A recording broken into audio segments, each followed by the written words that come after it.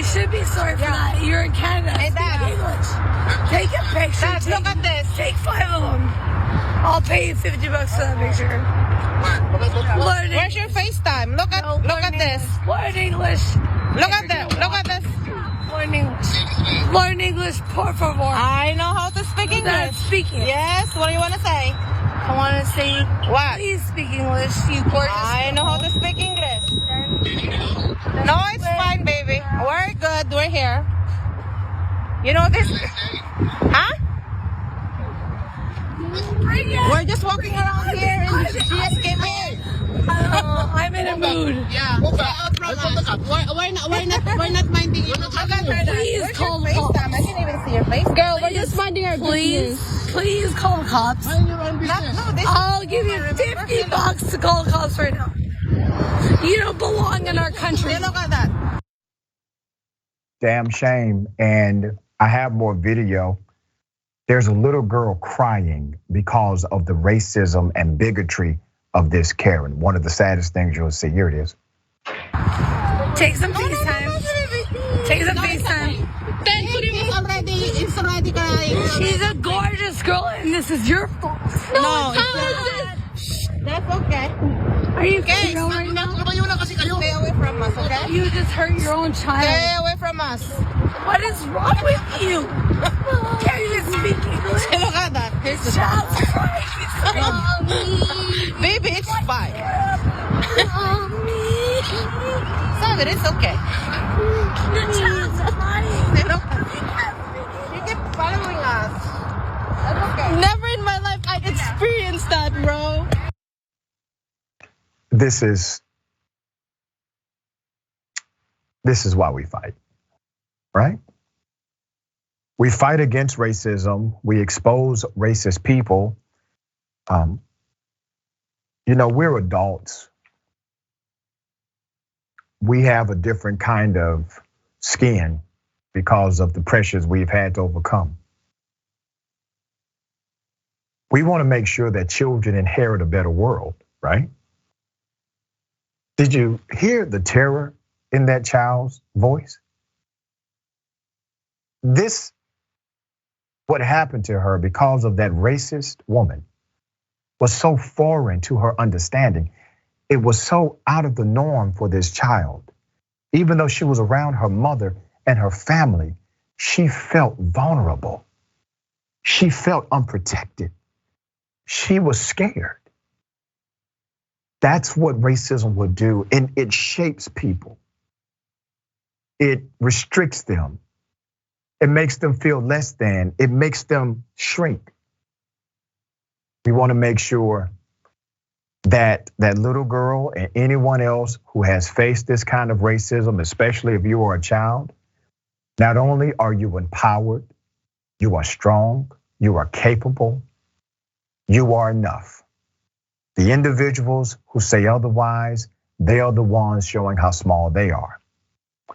The Karenicity obviously is insane in this one.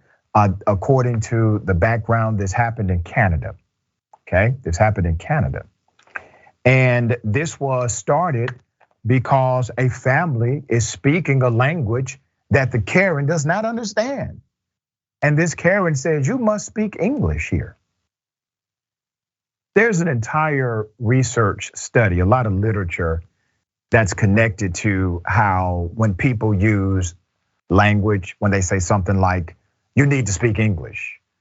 There's research literature about what that really says in reference to them.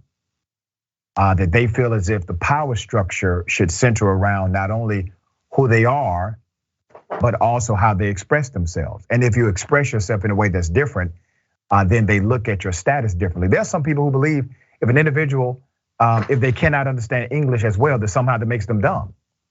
That somehow their intellect or brilliance is connected to their ability to know your language rather than their own. It's ridiculous, but true. That's how some people think. Ben, what are your thoughts on this? Yeah, I mean, there's just like at the systemic level, we need to understand that the systems and structures that have existed inside the United States and Canada have emboldened these people, and not only emboldened these people, actively encouraged it, right? Like, I know we all like to pretend a lot of this stuff is ancient history, but Like, let's take, for example, in Canada, residential schools went on until like the mid-90s. Now, in residential schools, they would literally take Indigenous children away from their families, force them to speak English, and deny them their ability to speak their own languages. They actively participate in a genocidal effort in order to erase entire cultures. And that is the environment. I mean, we're talking about the mid-90s, right? We're talking about the mid-90s. Okay, so let's think about this for like a second. That's in Canada. The United States done the same thing, right? We have the same colonial history where the phrase "speak English" is something that with it has carried an extreme amount of violence that has literally killed like hundreds of millions of people over the past 200 years in the history of Canada and the United States. And so this is something that we need to understand, that we have never in the United States or Canada fully reconciled with our own racist and genocidal histories. We've never truly reconciled with the reality of how these structures and systems we operate under came into being. And so the reason why you have people like this running around feeling so comfortable yelling at people to speak English, which mind you, in Canada, there are like 2 official languages for the government. There's French and English, right? So really wild that it's in Canada. And that has to go into a larger trend of the United States exporting its racism to the rest of the world. Like, for example, in Germany, where swastikas are legal or illegal, they use Confederate flags instead. So that is the export that the United States has culturally. And it's something that unfortunately in this moment is resurging. It's resurging in a way that is absolutely terrifying. Yeah, and I know some people will push back on me being and say, well, Doc, she was drunk. I don't give a damn that she was drunk. I don't care.